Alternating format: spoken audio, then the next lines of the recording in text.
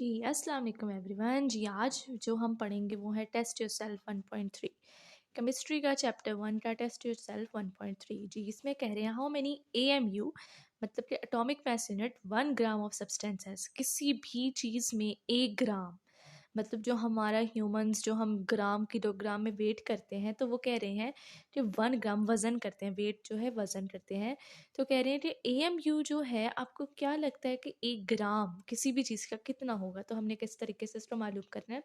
When AMU is expressed in grams, हमें दिया हुआ है कि एएमयू को हमने किस में बताना है, ग्राम्स में।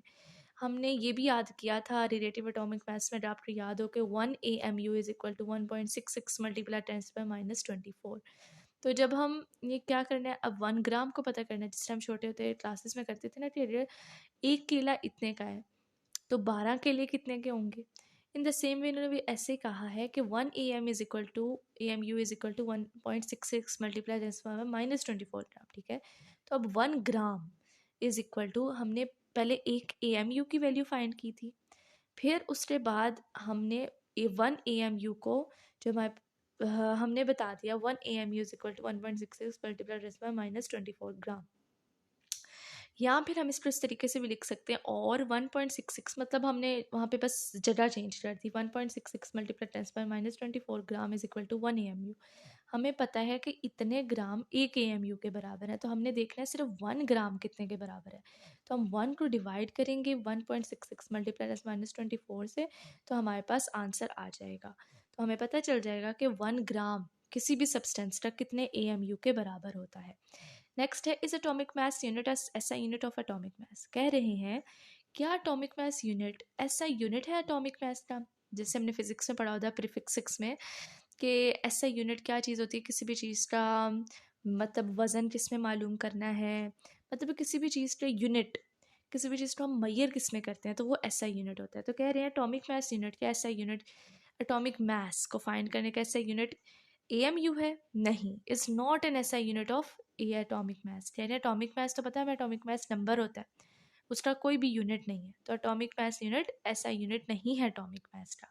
वो हमें पता है जी से रिप्रेजेंट करते हैं, ए प्लस, वो उसमें बताया हुआ था एटॉमिक मास निकालने का फॉर्मूला था Z is equal to A plus N, मतलब atomic mass plus neutron number, तो हमारे पास एटॉमिक नंबर आ गया था।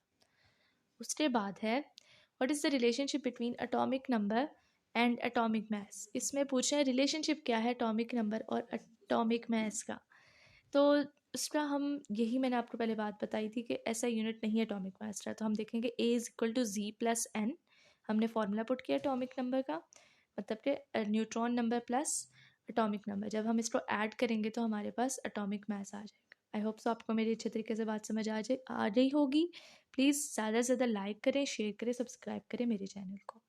उसके बाद है रिलेटिव एटॉमिक मास, इसकी आपने सिंपली डेफिनेशन लिख लेती है।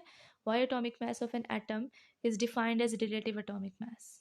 ये कह रहे हैं कि किसी भी एटॉमिक मास को हम क्यों रिलेटिव एटॉमिक मास कहते हैं। We know that mass of an atom is too small. हमें पता है कि किसी भी चीज़ का एटम का मास बहुत छोटा होता है कि हम उसको प्रैक्टिकली मतलब कि वेटिंग मशीन से डिटरमाइन करें, प्रैक्टिकली परफॉर्म करके निकाल सकें। However certain instruments enable us to determine the ratio of atomic mass. लेकिन हमारे पास लैब में कुछ इस तरह के इंस्ट्रूमेंट्स पाए जाते हैं जो कि इनकी रेशियो निकाल लेते हैं। तो various elements that of carbon 12। तो जब हमने लैब में परफॉर्मेंस की और रेशियो निकाली तो वो किसके बराबर आ रही थी, कार्बन 12 एटम के बराबर। इसलिए हम उसको बोलते हैं this ratio is known as relative atomic mass. Define atomic number, इसमें सिंपली हमने डेफिनेशन लिख लेनी है, the atomic number of an element is equal to the number of protons present the nucleus of its atom. Thank you so much for your patience. ज़्यादा से ज़्यादा मेरी इस वीडियो को लाइक शेयर और सब्सक्राइब करें। अल्लाह हाफिज़।